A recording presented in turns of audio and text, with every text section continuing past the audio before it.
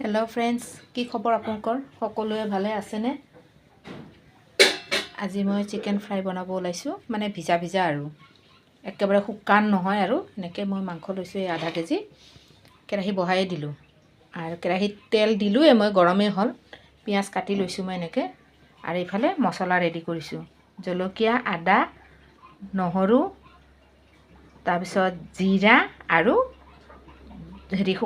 মানে ৰঙা জলকীয়া, ৰেড চিলি পাউডাৰ যে, সেয়া ৰেডি কৰিছোঁ। এইফালে তেল গৰমেই হ'ল মোৰ, দি লৈছোঁ আৰু এনেকৈ। এতিয়া মই পিঁয়াজ মই একদম ব্ৰাউন কালাৰ হোৱালৈ ভাজিম।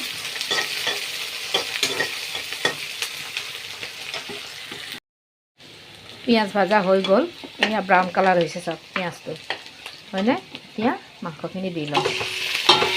একদম বহুত মানে হেৰি নহয়, কষ্ট নহয় আৰু একদম সহজ পদ্ধতি। যেনেকৈ মছলাখিনি প্ৰথমতে ৰেডি কৰি লৈছোঁ, এতিয়া ওলট পালট কৰি দিওঁ।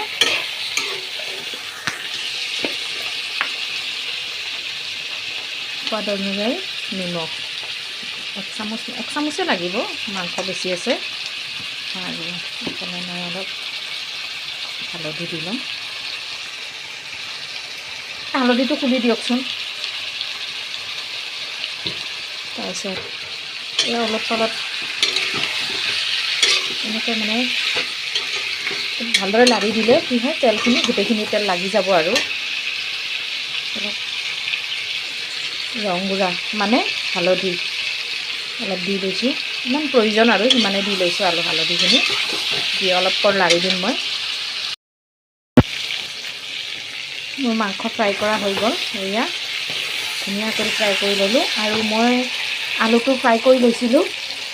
আলুৰ এটা নতুন এটা কিবা এটা থাকে নহয়, আঠা আঠা টাইপ, ফ্ৰাই কৰি লৈছিলোঁ। আৰু ওপৰে ওপৰে অলপ অলপ, মানে ওপৰে ওপৰে নহয়, অলপ অলপ ফ্ৰাই কৰি লৈছিলোঁ। স্কিপ হৈ গ'ল সেয়া, তাকে মই দি ল'লোঁ। এই দুটা বাকী থাকি গৈছিল, এনেকৈ দি লৈছোঁ। দি অলপ পালট কৰি দিম। কৰি মই এয়া জলকীয়া, নহৰু আৰু জিৰা, জলকীয়া, আদা, নহৰু, জিৰা আৰু ৰেড চিলি পাউডাৰ এনেকৈ দিছিলোঁ মই আগতীয়াকৈ, মানে ৰেডি কৰি থৈছোঁ। এতিয়া মই এয়া ওলট পালট কৰি দিম, তাকে দি ল'লোঁ মই মছলাখিনি। মছলা ভাজা হৈ গ'ল, এয়া মছলাই তেল এৰি দিছে চাওক, দেখিছেনে? এয়া তেলবোৰ এৰি দিছে কেনেকৈ, এয়া তেলবিলাক মছলা ভাজা হৈ গ'ল মোৰ। এতিয়া কিন্তু মই একেবাৰে ল' হিটত ৰাখিছোঁ, ভাপত বনাম তাৰমানে মই, জুই ডাঙৰ নিদিওঁ। তাৰপিছত লগতে এয়া মই বিলাহী কাটি লৈছিলোঁ, বিলাহী দি দিম। বহুত সোৱাদ হয়, আপোনালোকে বিলাহী দিয়েনে মাংসত? বিলাহী ধুনীয়া দিবচোন, বহুত সোৱাদ লাগে। মানে মই এনেকৈ খাওঁ, কেতিয়াবা এনেকৈ বনাওঁ আৰু। কিন্তু গৰম মছলা দিম ক'লে আপোনালোকে দিব পাৰে, কোনো কথা নাই।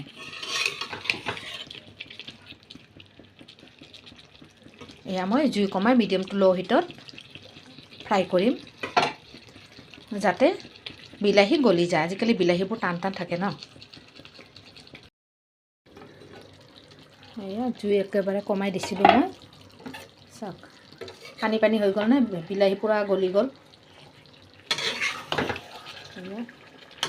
বিলাহী চাক একদম গলি গৈছে।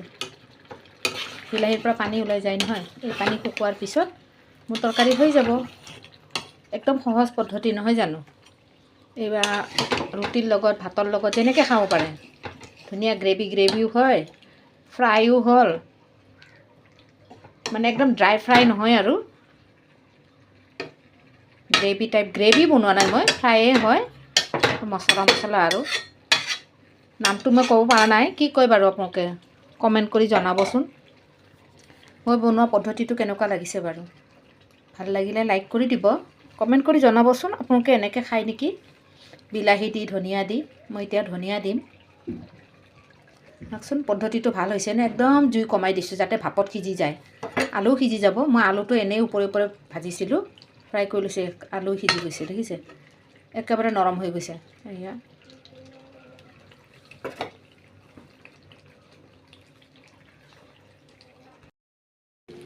মোৰ বিলাহী গলি গ'ল, বিলাহীও ভাজা হৈ গ'ল। এয়া তেল এৰি দিছে চাওক, দেখিছে এয়া তেল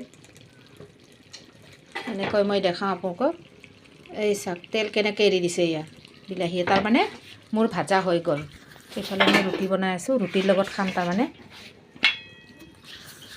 ইমান সোৱাদ হয় মই প্ৰকাশ কৰিব নোৱাৰোঁ মানে এনেকুৱা সোৱাদ এবাৰ বনাই খাবচোন এতিয়া মই ধনিয়া দি দিছোঁ ধনিয়া বিলাহী এনেকৈ দি কেনে আপোনালোকে বনাই খায় নেকি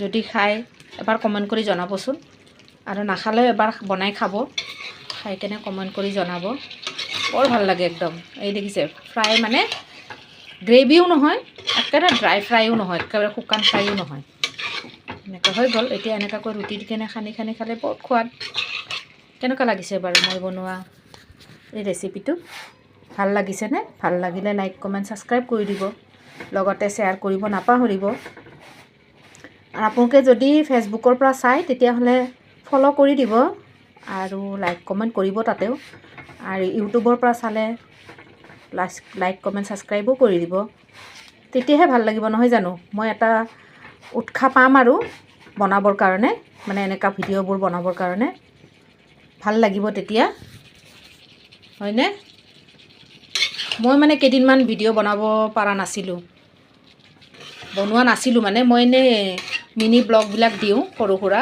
আৰু মানে মোৰ ডেইলি লাইফত যি কৰোঁ সেইবোৰ দিওঁ আৰু সেইকাৰণে আপোনালোকে অলপ হেৰি কৰি দিব চাই কেনে সেইখিনি হেল্প কৰিব আৰু লগতে লাইক কমেণ্ট ছাবস্ক্ৰাইব কৰি দিব আজিলৈ আহিছোঁ বাই বাই